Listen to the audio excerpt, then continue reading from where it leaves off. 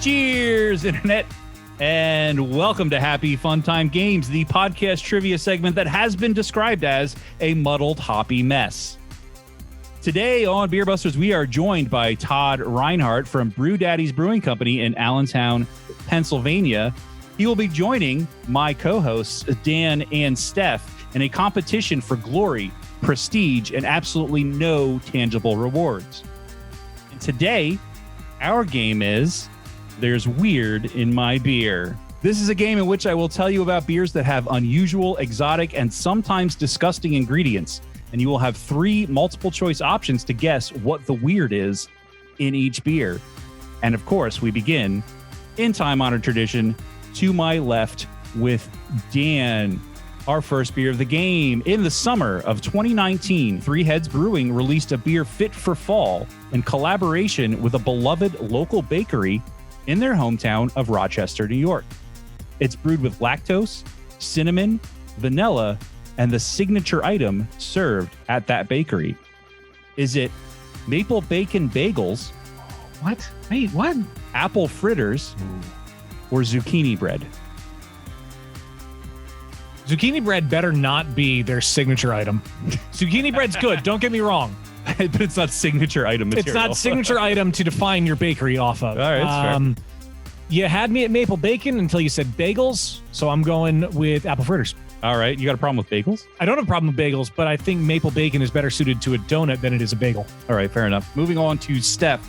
I'm going to say apple fritters. Steph also saying apple fritters, agreeing with Dan. Finally, Todd, what do you think? I have to be different. I'll go with the bagels. Going with the bagels, I appreciate it. Unfortunately, you are wrong. Dan and Steph are correct. Yes. Apple fritters, yes. A local institution since 1958. Donuts Delight in Rochester, New York is famous for their apple fritters. Wait, what makes them famous for them? I love apple fritters. No, I don't know. The place has donut in the name. Why is that? I need a listener from Rochester to send me some apple fritters. The pastry shop teamed up with Three Heads Brewing to make Donuts Delight Apple Fritter Ale. Brewed with over 1,500 gallons of fresh pressed apple cider and 720 huge glazed apple fritters. Yeah. I want this. I know, it sounds I pretty good. too, yeah. For anyone that's local, I think Shady Maple makes the best apple fritters. Oh, I haven't been to Shady Maple in a long time. Same. Dottie's Donuts actually makes a really freaking banging vegan apple fritter as well. Dottie's Donuts makes a lot of really good everything. Their Dunkaroo donut. Fuck you for bringing that up. God damn it.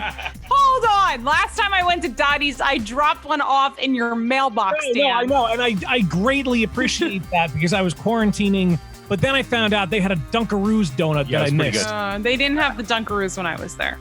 Enough about donuts. Moving on to our next beer of the game. Steph is up to guess first on this one. Brewed back in 2013 for a beer festival in Australia, our next beer is a Baltic Porter from Brew Cult. I suspect some of the judges may have deemed it to be infected, but such a sour summation would be mistaken, as it actually contains something better left at the salad bar. Does this beer have balsamic vinegar, coleslaw juice, or blue cheese crumbles? I could actually see balsamic working with a Baltic Porter. I'm going to go with balsamic vinegar. All right, going with the balsamic. Dan is offended. Todd, what do you think? I'll go with the balsamic as well. All right, balsamic, Dan. The part that's getting me is coleslaw juice. Coleslaw juice.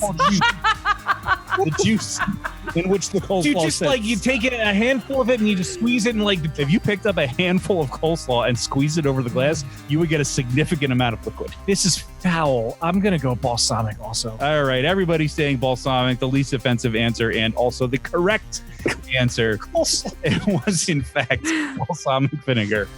Yes, a balsamic vinegar Baltic Porter. It's called Acid Freaks, and it was brewed especially for, now this is the Great Australasian Beer Spectacular. Boo. The beer was made in 2013 for that festival. It was re-released in 2016, but the brewery, unfortunately, is now closed. There you go. Todd, can you brew one? I was thinking we should get together and brew one of those coleslaw juice beers. I think that's a good idea. With a side of balsamic to. I mean, chase it's it with. essentially just watery mayonnaise. Really? Oh. wrong. Moving on. If you guys, let me just tell you, if you were disgusted by that conversation, God. wait until you hear about no. our next beer. Oh, no. Our penultimate beer of the game, and our guest Todd is up to guess first. This beer caused a sizable backlash when it was released by an Icelandic brewery whose name I'm not even going to try to Oh, pronounce. come on, please. Claiming to make those who drink it into, quote, true Vikings, this pale lager is brewed with something that would cause most people to turn tail. Oh, no. Is it fermented shark fin, crushed whale bones, or boiled seagulls? Fermented shark fin. Odd is going with the shark fin. Dan, what do you think? I want to go with seagulls because isn't it illegal to get shark fin and anything from a whale? I'm not going to answer that question, even if I knew the answer, because it would help you. I'm going to say seagulls. So you're going with the seagulls. Wasn't the Iceland brewery the one that did the whale testicle beer? Oh, shit. That was a brewery in Iceland, yes. Fuck. See, I was waiting for you That to is say true. whale testicle, and then so I actually remembered something. What were the choices again? They are fermented shark fin, crushed whale bones, or boiled seagulls. Boiled seagulls? That is what I said, and also what Dan picked. But like, But like, how does that work? Should it be sous vide seagulls? I'm gonna say whatever Todd said because he's the brewer, and I don't know what to pick. Todd said the shark fin, which Okay, I'll say shark fin. goes in soup. Nobody is correct because it was the whale bones. I wanted to change my answer, but you know. So Too late. do they kill the whales for the bones, or do they just wait for the Well, whales to okay, naturally so- die and decompose to get the They bones? died of old age. I think they whale in Iceland. I think they actually still whale. They did when this beer was made. So yeah, this is all a little bit unsettling. The brewery, which Dan, for your sake, is Brugus Stedja. Sounds right. Folkfinger. Something like that. They teamed up with an Icelandic whaling company. The company was called Hvalur, Hvalur, which is also the name of the beer. And they brewed a lager for a midwinter festival. It was made with whale meat and crushed whale bones. Oh, Yeah, it sounds pretty bad. It obviously caused a backlash, stating that the whale remains did not meet the food regulations of the country. West Iceland health authorities banned the drink, but the ban was soon overturned, and the limited edition beer was sold, but only in Iceland. If you look up the beer on Untappd, the commercial description simply states, yes, it has whale in it. Also, circling back to what Steph said, there was a second version of this beer made with whale testicles smoked over burning sheep dung. That was a thing, and this sounds familiar to you all because Dan reported on that beer on this very podcast way back in 2015. and I actually remembered it. You did. I'm the one that spoke it, and I didn't. But I mean, sheep dung smoked whale testicles is something that's going to stick in your mind, I think. How do you come up with the idea of smoking whale balls over sheep shit? Apparently, the sheep shit thing is like an old Icelandic like survival thing. Like they would burn sheep dung to have fires in Iceland. So that's like a traditional thing. How much sheep dung do they have? Where are whales' testicles? I don't know, in their whale scrotums? How do fish testicles work? I don't know. You don't know about It's a fish balls? mystery. Science is a mystery. Also, you to know man. whales aren't fish, right? No, they are mammals, so they do have testicles. Anyway, we have one beer left in the game, so this is the point of the podcast, or at least the game.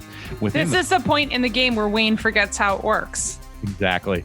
But before I forget how it works, we're going to recap the scores real quick to see where everybody's standing. And Steph tied with 2 points each. One wrong so far for each of them. Our guest Todd, a little bit further behind with only one correct answer so far. So Todd, the best you can hope for is a tie.